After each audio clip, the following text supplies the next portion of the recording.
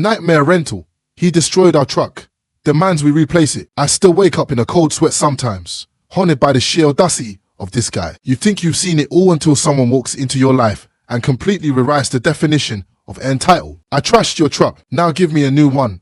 That's the sentiment that fueled the entire ordeal, and I am still reeling from it. Prepare yourselves, because this isn't just a rental gone wrong, it's a descent into madness. A long time ago, my parents bought a move-in-ready house that had a pool table in the screen room. None of us really used it. It was a buffet table during Thanksgiving and a wrapping station at Christmas, and that's about it. It's a shame too, because this was a high-grade pool table. It was full-sized, super sturdy, and had a set of 6 adult cues and 2 children's cues to boot. So one year around the holidays, my parents decided to give it away. Okay, it was a free pool table, plus a set of play cues. Play pickup only. My parents thought it would be gone within the first day of posting it, as we wouldn't want a free pool table round the holidays.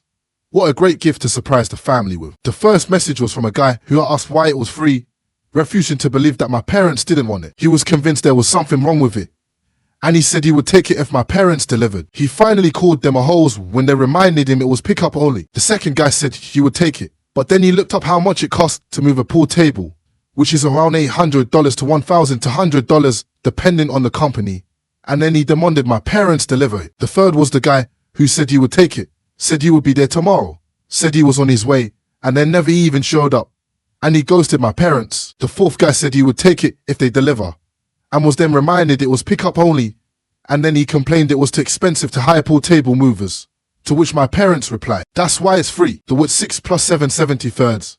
And the 8th guy was a repeat of number 4, 5, and 6. So after the 8th person, my parents got fed up and they removed it. They considered just taking an axe to it and putting the table out for the garbage truck to pick up. They looked up pool table movers in the area and they found a quote for $950. They then put the new ad on Craigslist. Pool table and a set of 8 cues, $1,000 with free delivery.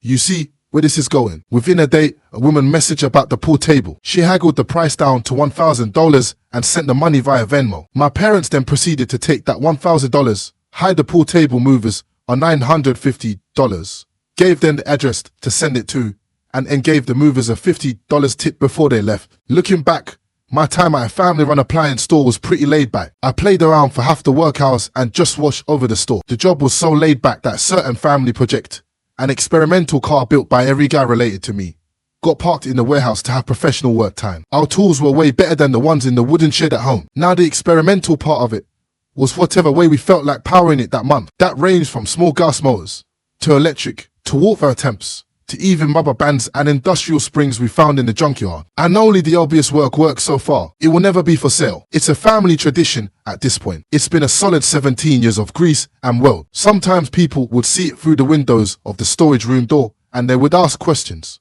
but they never assumed it was up for purchase, given its really rough appearance. A few kids even sat in it and played with the controls that usually weren't plugged into anything. However, this story would not exist if this guy, Karen, didn't come in one day. The guy even had a wife, who I'll call a good wife, because clearly she was the brains of this relationship. And he curiously chuckles, what the hell is that? Pointing to the car in the back. Storage, that's a project car. He then says, how much is it? I want to buy it. He then says to me, but it's in the store. Why would it not be for sale? Usually when people put stuff in stores, it's for. And he then goes on to tell me that his son's been looking for a car for a month that he can learn to drive with. The guy just keeps going on and on about buying this car. This car doesn't even have an engine in it. So I said, then how did it get here? I told him we have a trailer. It's parked outside. At this point, his face was getting red. He then pulls out a wad of cash from his wallet and says, I'll buy it right here, right now. Name your price. And again, I tell him, it's not for sale. The guy basically said the exact same thing for like 5 minutes until he walked off to his wife, who was looking for a decent stove. So we went about stacking shelves until he suddenly disappeared. I had my cousin look around while I checked the cameras in the back next to the car. As soon as I got to the window, I saw this guy in the driver's seat and he's rapidly turning the key, messing with wires, trying to turn the car on. This is when I called my cousins over to help, as the guy was in the back area where no customers are allowed. We walked over to Karen with our arms crossed and my cousin says, this car is terrible. It doesn't even turn on. And hearing that, I'm like, is this guy serious? I just spent 5 minutes telling him that it's not for sale and doesn't even run. So I tell him, this car isn't for sale and the engine is currently suspended over your head. His wife asked him, what are you doing? He says, I just saw this car in the window and I wanted to check it out for Ricky.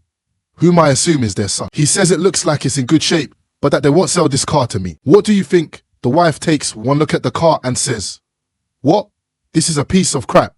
Now that might sound rude, but I did nickname it Mr. Ugly, so I don't care. He then says to his wife, "But listen, what if I get this car for myself and then we could?" That's when my cousin stops him right there and says, "This car is not for sale and you're trespassing and possibly damaging our property. You're not supposed to be back here, so please leave now or I will call the police." At this point, the guy has two options: to forget the non-functioning, experimental, rusty, three-wheeled joke of a car or get arrested. Well, the guy chose to stand his ground despite his wife trying to drag him out of the store. Long story short, he got arrested. He was also banned from coming back to the store and we had a giant picture of him up on our door. So this story takes place several years ago. My mother and I like to frequent a well-known Canadian restaurant chain known for their delicious rotisserie chicken and sweet potato fries. Don't forget the sweet potato fries. One night, just before Christmas that year, we decided that we wanted chicken for supper. So we bundle up and head on over to Miss Chalet. See what I did there? The hostess sat us next to a fireplace.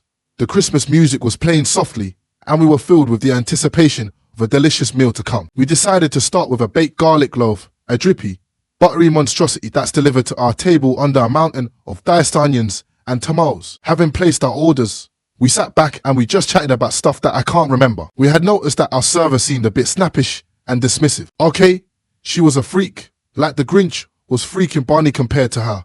Maybe her shoes were too tight, her apron was upside down, or maybe her heart was to sizes too small. But it was probably because she was working Christmas Eve. But whatever the issue, her heart, her shoes, or whatever, our server clearly disliked her job. After a while, our noses were greeted with a beautiful scent of garlicky goodness, and our delicious buttery loaf was placed before us, along with the empty plates for us to use. All was great until I looked at my mom's plate and I saw it had a huge dirty smudge on it. Thinking, so I got the server's attention and pointed out the dirty plate. And this is where our wonderful candy cane sent it. The evening went to hell in a handbasket. Now what I'm about to reveal is the absolute truth of not. The waitress came over. I explained what the issue was, and she just looked at us with a dead expression on her face. The waitress then took my mom's plate, licked her thumb, rubbed the dirty smudge off with her spit-coated thumb, and then handed my mom back her plate. And she said, there. Watching her do that, I just stopped. I looked at my poor mother, who was looking equally stunned, and then turned and glared at the server. I told her, my mother would like a new plate now, please. The server huffed, stomped over to the counter, and got my mom a new plate. I was able to watch the entire time as it was within my view, so I made sure it remained spit-free. She didn't slap the plate on the table and stalked away, and that's when I waved another server over and asked for the manager. The manager came over, and I quietly explained what had just happened, and she was horrified. This is where the evening took another bizarre turn. The manager apologized and offered us free pie, and she told me to call the head office so they could be made aware of it too. I don't know what kind of drama was going on behind the scenes, but our manager asking me to call the big bosses of her is kind of weird, right? The manager was so upset that she served us herself for the rest of the evening. The next morning I did as I was asked and called the head office. I was greeted with complete silence for a few minutes after sharing my story. Then the rep squeaked out, "Yeah, that's not proper serving standards. I'm so sorry that happened to you." We were then given a gift card for a free meal,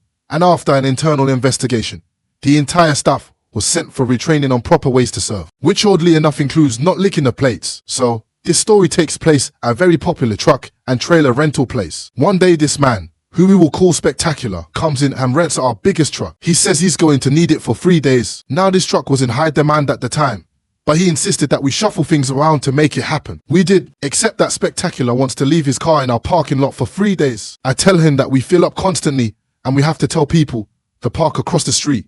So if he could just move it, that would be great. But no, not only that, but he leaves it uncomfortably close to the side door too. So we spend the next several days having to squeeze by his bumper. But that's fine, whatever. 3 days later, Spectacular calls, and my co-worker, and I think about Annie, is that he's been given his 2 weeks notice or a laundry list of screw-ups. One of them even cost us all a Christmas bonus. But Andy figured that if he did a really good job, he could get the manager to change her mind. So Spectacular asks for an extra day. Andy says no problem. And here's the thing.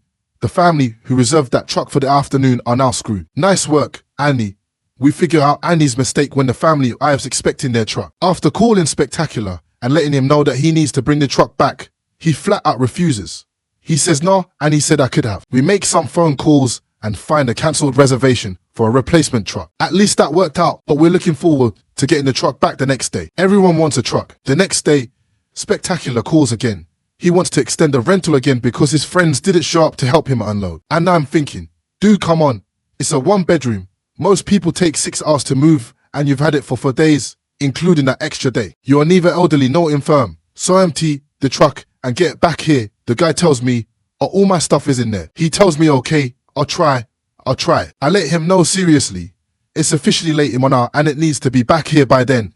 There's no way to extend the contract and keeping it longer is stealing. At that, he says, okay, I'll bring it back. But does he drive it back? Of course not. In fact, things are about to kick into high gear. A little while later, I hear my manager yelling at Andy, telling him told the guy to call roadside assistance. Andy's on the phone with you-know-who. Spectacular claims the truck won't start and Andy was about to extend the rental. Luckily, this time he doesn't get the chance. Now here's the thing. A truck not starting isn't unusual. People leave headlights on all the time by accident. It's easy to forget things like that with an unfamiliar vehicle. That's why we plastered a number for free roadside assistance all over everything. Spectacular, having agreed to give them a call, is when the manager takes over. And smelling a rat, she tells him to hold while she searches his name in our storage system. And what do you know? Spectacular has a storage unit with us and he's overdue. This is when he tells the manager, you would have had the truck back days ago if I had a bigger unit to store all my stuff. At that, we don't compute. For some reason, we end up down this weird rabbit hole where he talks about how he intended to load up the truck and dump everything in a storage unit. We tell Spectacular to hurry up and call roadside assistance to get the truck back tonight. He then argues that he doesn't want to. He just wants to keep that truck forever apparently. Legal threats and more of the usual back and forth. And that's when he finally says he'll do it. Now you're probably thinking we're going to get the truck back now. You see, when you call roadside assistance, you don't just get a tow truck right away. First, you get a dispatcher, who then sends out a tow truck driver. That driver calls the customer to arrange the specifics on time and place. But here's where things take a dark turn. Spectacular suddenly isn't answering his phone. The tow truck driver calls us and us on alternate number. No answer there either. So we tried calling, texting, and emailing. Nope. Spectacular is completely unreachable. Around 24 hours later, it finally occurs to us that he has our numbers blocked. So we try using our cell phones instead. And sure enough, he picks up and says, hello. And this is when my glorious manager unleashes her righteous fury. My manager says you will unblock our phone numbers and stop avoiding us. You will call roadside immediately and you will do whatever is asked of you to get this truck back right now, or you will end up in jail. Spectacular agrees, but not without some grumbling. The next call we get is from roadside assistance and they are losing their minds. The list of complaints includes 1, the truck is jammed between 2 buildings. And the tow truck driver can't figure out how it's even physically possible that Spectacular managed to get in there. The sides are literally touching. There's no conceivable reason why Spectacular would have jammed the truck in that spot. It made loading and unloading impossible and it wasn't like it was a good hiding spot. It just didn't make any sense. The tow truck driver can't even get into the truck because the doors won't open. He has no idea how Spectacular managed to get out of the truck. 3, the superintendent is screaming at the tow truck driver the entire time demanding that the truck be removed now. Apparently, the superintendent has been fining Spectacular over $100 a day to keep the truck there. 5, the tow truck driver had to leave to get a special winch to pull the truck out, which only made the superintendent flip out even more, screaming in a hysterical rage. 6, and finally, when the truck was finally pulled out to the road and the tow truck driver climbed in to try and start it, he saw that Spectacular had ripped out the starter from the engine and just left it on the floor.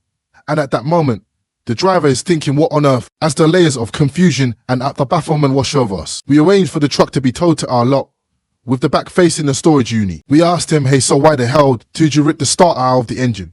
Well, I figured I had to in order to get roadside to come out to get the truck. We were shaking our heads and said, what, but that doesn't make any sense. He then says, oh, I've also had to take a lot of cabs to and from work and I think I should be compensated. We ask why. He tells us, well, because the truck wasn't working. We let him know, setting aside the fact that you did that yourself. Why didn't you come to our lot to get your car? So we deny his request for days of cab fare. And by now you're probably thinking, hey, at least it's all finally settled, right? Well, there's still several days procrastination until he unloads his truck into the storage unit and a massive repair bill. It also covers a big fresh gash along the top of the truck from scraping against a building. And one last fun thing, Andy's final contribution to the debacle. Spectacular was allowed to move into the storage unit without the usual deposit. And while he has spoken on the phone with us about it, he's been carefully avoiding coming by while we're open to avoid making a payment. So his stuff is locked up until he pays. If we don't get a payment, it'll all go to auction next month. The last time we saw him was on a security camera. We noticed his cart was finally gone, so we checked the recording and we saw that at 1 o'clock. A van pulled up. Spectacular gets out of the passenger seat, hops inside the car and drives off. The car suddenly works. I can't believe I'm not making any of this up. So, after all that insanity, I'm left wondering, did we handle this situation correctly? Looking back, is there anything we could have done differently to prevent this whole nightmare from unfolding? Or were we just dealing with someone so determined to cause chaos that nothing would have stopped him? I'm eager to hear your thoughts and perspectives on this whole saga. What do you think? How would you have handled Spectacular and his epic truck rental from hell? Share your opinions. No matter how blunt, I need some outside perspective here.